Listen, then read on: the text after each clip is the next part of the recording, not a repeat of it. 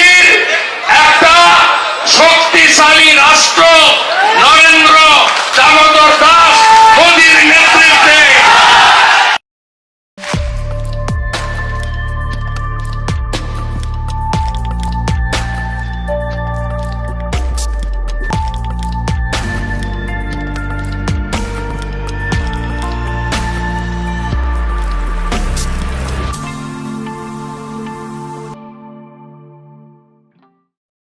মির্জা ফখরুল কইছে না পশ্চিমা শক্তি বিএনপি ক্ষমতা দেখতে চায়, মনে আছে না? আবার শোনেন। বিএনপিকে দেখতে চায় এখন আন্তর্জাতিক বিশ্ব এবং বাংলাদেশের মানুষ।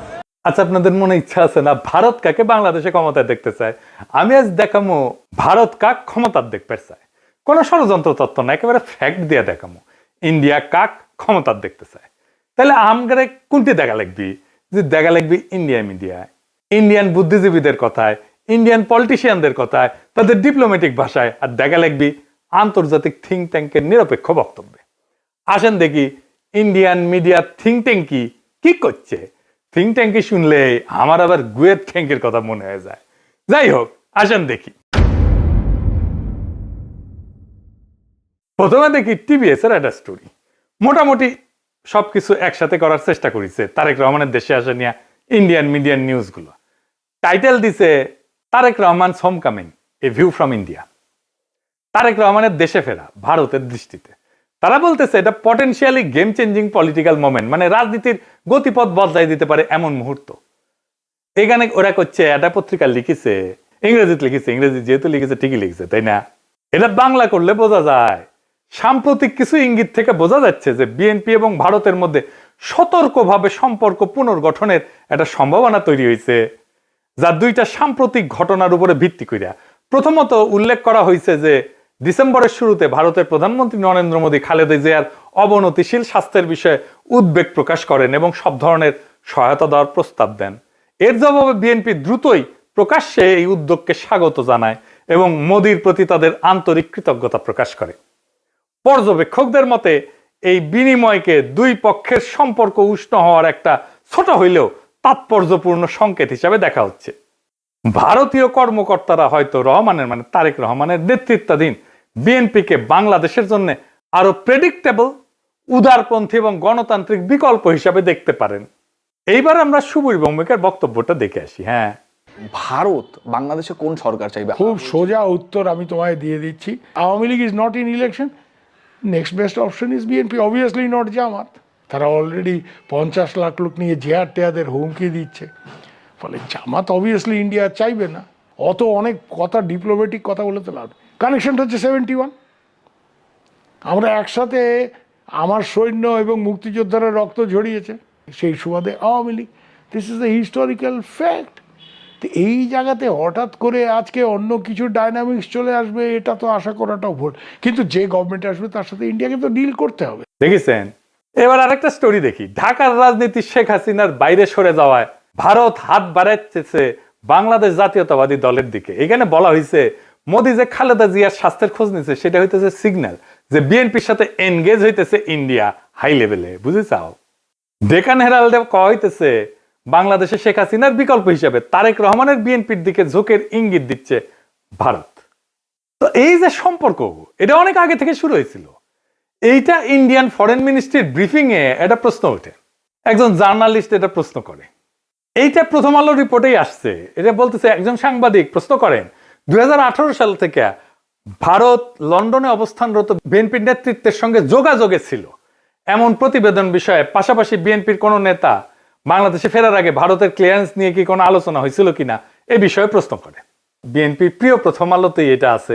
এটা এমনকি ইন্ডিয়ার ফরেন মিনিস্ট্রির ওয়েবসাইটও আছে এই আলাপটা। আর এটা রিপোর্ট করেছে ইকোনমিক টাইমস। এটি করছে নতুন সমীকরণের প্রেক্ষাপটে খালেদা জিয়ার ভারতের প্রতি রাজনৈতিক উত্তরাধিকার নরম হয়েছে। এটা ইংরেজিটা খটোমটো হয়েছে, মানে খালেদা জিয়ার উত্তরাধিকারী ভারতের প্রতি নরম হয়েছে। ডিপ্লোম্যাট একটা রিপোর্ট করেছে, জিয়ার জন্য মোদী আন্তরিক প্রার্থনা জানাইছেন এবং বলছেন যে ভারত বিএনপি চেয়ারপারসনকে, যিনি সংকটজনক অবস্থায় আছেন, সম্ভব সব ধরনের সহায়তা দিতে প্রস্তুত। জিয়াকে পাঠানো তার বার্তাটি শুধু সৌজন্যতার সীমায় আটকে নাই বলেই মনে হয় এবং অঞ্চল জুড়ে বিশ্লেষকরা দ্রুতই এর রাজনৈতিক গুরুত্ব অনুধাবন করেছেন। এটি ব্যাপকভাবে প্রতীকী হইলেও সচেতনভাবে কূটনৈতিক উদ্যোগ হিসেবে ব্যাখ্যা করা হয়েছে। একটি সংকেত যে ভারত বাংলাদেশের পরবর্তী সরকারের সঙ্গে উষ্ণ সম্পর্ক গড়ে তুলতে প্রস্তুত, যা এই মুহূর্তে জিয়ার বিএনপি গঠন করতে পারে বলে মনে হইতেছে। দা উইক বলছে, কেন তারেক রহমানের ফেরা ইন্ডিয়ার জন্য খুশির খবর, তারাই লিখেছে। এটা খুব ইন্টারেস্টিং রিপোর্ট করছে ইন্ডিয়ান এক্সপ্রেস। এটা প্রিমিয়াম কন্টেন্ট, মানে আপনাকে টাকা দিয়ে পড়া লাগবে। শিরোনাম হইতেছে, দশকের পর দশক প্রতিক্রিয়াশীল নীতির পর ভারতের প্রতি নিজেদের অবস্থান পুনর্নির্ধারণের সুযোগ পেয়েছে বিএনপি। বাবা, মেলা সুযোগ দিছে, তারা কি এই মুহূর্তটি কাজে লাগাতে পারবে? একদম শেষে বলছে, ভবিষ্যতে যদি ফেব্রুয়ারি নির্বাচনে বিএনপি জয় হয়, তাহলে ভারতের যে বিএনপির সঙ্গে তখন কাজ করতে হইতে পারে, সেই বিএনপি নিঃসন্দেহে আগের চেয়ে ভিন্ন হবে, নিঃসন্দেহে আগের চেয়ে ভিন্ন হবে, এবং সম্ভবত সহযোগিতার ক্ষেত্রেও আরো বেশি অনুকূল এবং গ্রহণযোগ্য হবে। আবার একটা জিনিস কথা বলছে, খুব ইন্টারেস্টিং কথা। বিএনপি স্ট্র্যাটেজি ঠিক করে দিচ্ছে। বিএনপি এই পথে কতটা অগ্রসর হবে তা অনেকটাই নির্ভর করবে দলটির পপুলিস্ট আবেগকে তুষ্ট করার প্রয়োজন এবং একই সঙ্গে রাজনৈতিক পরিসরটা জামাতের হাতে ছেড়ে না দেওয়ার কৌশলগত হিসাবের উপরে। বিশেষত গত এক দশকের বেশি সময় ধরে রাজপথের শক্তির উপরে নির্ভর করার অভিজ্ঞতার পর একই সঙ্গে বিএনপিকে সবসময় সচেতন থাকতে হবে আওয়ামী লীগের ক্ষমতায় ফেরার পথ তৈরির প্রচেষ্টা সম্পর্কে। শেষ পর্যন্ত ইতিহাস বলে দেয়, যদি বিএনপি 15 বছর ধরে প্রায় গোপন অবস্থায় থেকে নেতৃত্বের একটা বড় অংশ নির্বাসনে বা গৃহবন্দী থাকা সত্ত্বেও আবার জাতীয় রাজনীতির কেন্দ্রমঞ্চে ফিরে আসতে পারে, তবে আওয়ামী লীগও ঠিক তেমনটাই করতে সক্ষম। মানে বলে দিতেছে, মনে রেখো, আওয়ামী লীগ আবার ফিরে আসতে পারে। বাংলাদেশের রাজনীতিতে আওয়ামী লীগকে সমঝেছিল। এইবার দেখি ইন্ডিয়ানদের বিদেশি পোর্টালে কি বলছে বিএনপি নিয়ে। ইউরেশিয়া বলতেছে, ইংরেজি যেহেতু কয়েছে ঠিকই গেছে, তাই না? ভারত এবং বিএনপি উভয় উগ্র ইসলামপন্থী জামাত ইসলামীকে দূরে রাখার বিষয়ে আগ্রহী। এর লক্ষ্য হইল ভারত বাংলাদেশের সাথে ক্ষতিগ্রস্ত সম্পর্ক পুনর্গঠন করা এবং নিষিদ্ধ আওয়ামী লীগের রাজনৈতিক বৈধতা পুনঃপ্রতিষ্ঠার জন্য একটা সুযোগ সৃষ্টি করা। বুঝতে চাও? মানে আওয়ামী লীগকে আবার ফিরে আনার সুযোগ সৃষ্টি করার জন্য বিএনপির সাথে কাজ করবে ইন্ডিয়া। এবার দিকে আন্তর্জাতিক সংস্থার রিপোর্ট, ইন্টারন্যাশনাল ক্রাইসিস গ্রুপ। এটা একটা স্বাধীন অলাভজনক প্রতিষ্ঠান, আন্তর্জাতিক সংস্থা বলে বলা হয় আর কি। এটা নিরাপত্তা বিশ্লেষণ করে, রাজনৈতিক অস্থিতিশীলতা নিয়ে রিপোর্ট ছাপে, বিশ্বজুড়ে সংঘাত এটা নিয়ে রিপোর্ট ছাপে। তারা গবেষণাও করে, মাঠ পর্যায়ে তথ্য, কূটনৈতিক নেটওয়ার্ক, বিভিন্ন দেশের রাজনৈতিক পরিস্থিতি নিয়ে রিপোর্ট প্রকাশ করে। এবং এই ইন্টারন্যাশনাল ক্রাইসিস গ্রুপ ভারতের উপর নিয়মিত রিপোর্ট প্রকাশ করে, বিশেষ করে কাশ্মীর, দক্ষিণ এশিয়ার নিরাপত্তা, ভারত পাকিস্তান সম্পর্ক, মানবাধিকার এবং আভ্যন্তরীণ রাজনৈতিক উত্তেজনা নিয়ে। এরা লিখিচ্ছে, এটিও মনে হয় যে বাংলাদেশের রাজনৈতিক শক্তিগুলোর মধ্যে এই দলটি ভারতীয় স্বার্থ এবং উদ্বেগকে সম্মান জানাতে সবচেয়ে বেশি আগ্রহী ও গ্রহণযোগ্য অবস্থানে রয়েছে। অতীতে দলটিকে প্রায় ভারত বিরোধী হিসেবে দেখা হইলেও সাম্প্রতিক সময়ে তারা নিজেদের অবস্থান সংযত করার উদ্যোগ নিছে, জামাতে ইসলামের সঙ্গে দূরত্ব সৃষ্টি করছে এবং আওয়ামী লীগ যে ধর্মনিরপেক্ষ রাজনৈতিক পরিসরটি আগে দখলে রেখেছিল তার একটি অংশ দখলের দিকে অগ্রসর হয়েছে। বুঝছাও? আচ্ছা, এইবার আসেন বাংলাদেশের ভিতরে ইন্ডিয়ান ইন্টারেস্ট কি বলে সেটা দেখি। বাংলাদেশে কারা ভারতের স্বার্থ রক্ষাকারী? বাংলাদেশের দুইটা পত্রিকা মূলত ভারতের স্বার্থ রক্ষাকারী, বন্দের আলো আর দিল্লি স্টার। এরা এখন তো বিএনপির ক্ষমতা আসার কথা বলতেছে, বিএনপির গুণগান এমন ভাবে গাইতেছে যে মনে হইতেছে এটার মালিক এখন বিএনপি। এরা যাকে ক্ষমতায় দেখতে চাইবে, মনে রাখবেন ইন্ডিয়া তাদের ক্ষমতায় দেখতে চাইতেছে। আপনারা দেখবেন প্রথম আলো, দিল্লি স্টার ক্রমাগত বিএনপির নেতাদের, বুদ্ধিজীবীদের লেখা ছাপতেছে। আপনি দেখতে থাকবেন, এরপরে শুরু হবে যারা এতদিন আওয়ামী লীগের পক্ষে লিখতো, সোহরাব হোসেন, টোহরাব হোসেন ইত্যাদি। মিজানুর রহমান তো মারা গেছে, সে থাকলে আর সেও লেখা শুরু করতো। তারা প্রথম আলোতে বিএনপির পক্ষে লিখতো। তাই প্রথম আলো, ডেইলি স্টার ভারতের রাজনৈতিক অবস্থানের এটা লিটমাস টেস্ট। জানেন তো লিটমাস টেস্ট এটা কেমিস্ট্রির কথা, ক্ষার আর অম্ল চেনে আর কি, এটা কাগজ দিয়া। তাহলে এখন মনে হইতেছে প্রথম আলো, দিল্লি স্টার বাংলাদেশে থাকাই উচিত। এত সহজে ইন্ডিয়ার অন্দর মহলের খবর আমরা কিভাবে পাবো? ওদের কাছ থেকে যেটা পাবো সেটাই বুঝে নেবো এটা ইন্ডিয়ান খবর।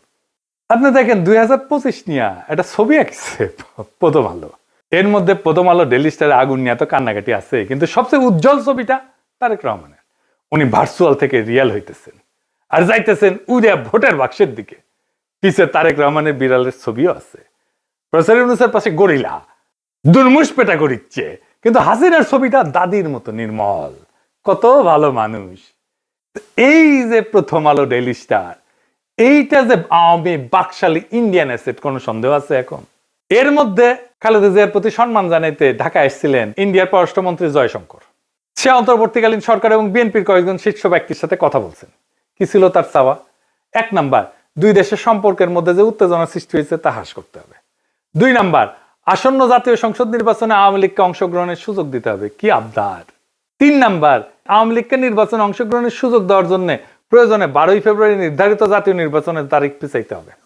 এইটা প্রফেসর ইউনূস সরকারকে বলে গেছে। তারেক রহমানকে কি বলছে আমি জানি না, তবে অনুমান করি একই বার্তা দিছে। এই বার্তা কার জন্য?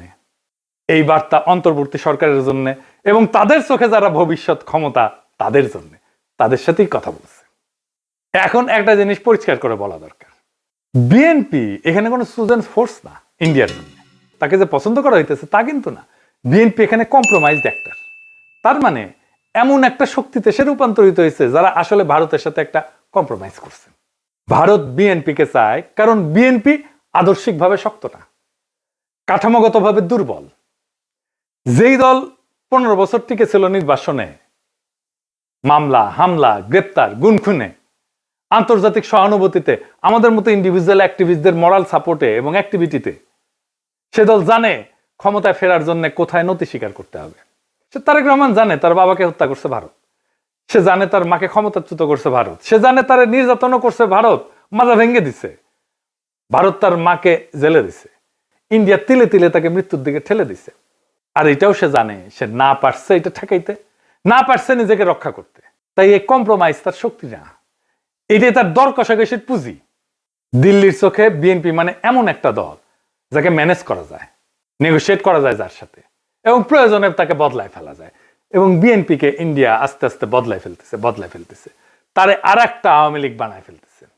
আজ ইন্ডিয়ার বিএনপিকে দরকার, কারণ জামাত অতিরিক্ত শক্তিশালী হয়ে গেছে। কাল আওয়ামী লীগ ফিরে আসলে বিএনপি অপ্রয়োজনীয় হয়ে যাবে, কারণ ইন্ডিয়ার কাছে বাংলাদেশে কেউই অপরিহার্য না, এখানে সবাই রিপ্লেসেবল। আওয়ামী লীগ চলে গেছে, এখন ধরেছে বিএনপিকে, বিএনপি চলে যাবে আর একজনকে ধরবে। তাহলে প্রশ্নটা ভারত কাকে ক্ষমতা চায় এটা না, আসল প্রশ্ন হচ্ছে বাংলাদেশ কি আবারও একটা কম্প্রোমাইজড অ্যাক্টরকে নিজেদের ভবিষ্যৎকে লিখতে দিবে, নাকি এইবার এমন একটা রাষ্ট্র বানাইতে চাইবে যাকে ক্ষমতায় রাখতে কারো দরকার পড়ে না। ইন্ডিয়ার দরকার পড়ে না, আমেরিকার দরকার পড়ে না, চীনেরও দরকার পড়ে না, যে নিজের শক্তিতে জনতার শক্তিতে ক্ষমতায় থাকতে পারে। যতদিন এই প্রশ্নের উত্তর না আসবে বাংলাদেশের সরকার বদলাবে কিন্তু রাষ্ট্র বদলাবে না, রাষ্ট্র একই রকম থাকবে। সেজন্যই দেখছেন না সংস্কার করতে চায় না বিএনপি, কারণ কম্প্রোমাইজড অ্যাক্টর দিয়ে কখনোই একটা সার্বভৌম রাষ্ট্র তৈরি হয় না, করা যায় না। ভারত কাকে চায় এটা গুরুত্বপূর্ণ না, প্রশ্ন হইতেছে ভারত যাকে চায় না সে কি টিকে থাকতে পারে কিনা। আমাদের এমন রাষ্ট্র করতে হবে, আমাদের এমন নেতা বাইছে নিতে হবে ইন্ডিয়া যাকে চায় না কিন্তু সে টিকে থাকতে পারে। ইতিহাস একটাই জিনিস দেখাইছে, দিল্লি যাকে ম্যানেজ করতে পারে সে সরকার দেশ চালায় না, সে শুধু সময় পার করে, সে শুধু সম্পদ পাচার করে, সে জনগণকে কেয়ারও করে না, জনগণের ভোটেরও দরকার পড়ে না। আজ দিল্লি যদি বিএনপির দিকে তাকায় তাহলে সেটা ভালোবাসা না, সেটা দিল্লির প্রয়োজনই। কাল প্রয়োজন বদলাইলে ইন্ডিয়ান ন্যারেটিভ বদলাবে, ইন্ডিয়ার পার্টনার বদলাবে, ইন্ডিয়ার ভালোবাসাও বদলাবে, মানুষ বদলাবে না। তাই আজকে সিদ্ধান্ত বিএনপির না, আওয়ামী লীগের না, ইন্ডিয়ার না, আজকে সিদ্ধান্ত বাংলাদেশের। আপনি কি এমন একটা রাষ্ট্র চান যে এইখানে সরকার ঢাকায় কিন্তু সেই সরকারের সার্ভাইভাল দিল্লিতে, নাকি এমন একটা রাষ্ট্র চান যাতে টিকায় রাখতে কারো প্রয়োজন পড়ে না সাহায্যের? এই প্রশ্নের উত্তর না পাওয়া পর্যন্ত বাংলাদেশে কোনো পরিবর্তন হবে না, শুধু ম্যানেজমেন্ট বদলাবে। আগামী নির্বাচন এই ম্যানেজমেন্ট বদলানোর নির্বাচন না, এটা আসল পরিবর্তনের নির্বাচন, ইন্ডিয়ার বলয় থেকে বাইর হওয়ার নির্বাচন। সেই নির্বাচনে বিজয়ের লক্ষ্যে আগান। আমাদের বর্ষা বিপ্লবের অসমাপ্ত কর্তব্য সম্পাদন করতে হবে এবং আমরা এমন কাউকে ক্ষমতায় বসাবো না যাদেরকে ইন্ডিয়া পছন্দ করে, যাদেরকে প্রথম আলো পছন্দ করে, যাদেরকে দিল্লি স্টার পছন্দ করে। আমরা এমন কাউকে ক্ষমতায় আসবো যারা প্রথম আলো, দিল্লি স্টার, ইন্ডিয়া সবার চোখে চোখ রেখে বাংলাদেশের মানুষের সাথে লড়াই করতে পারবে। ইনকিলাব জিন্দাবাদ।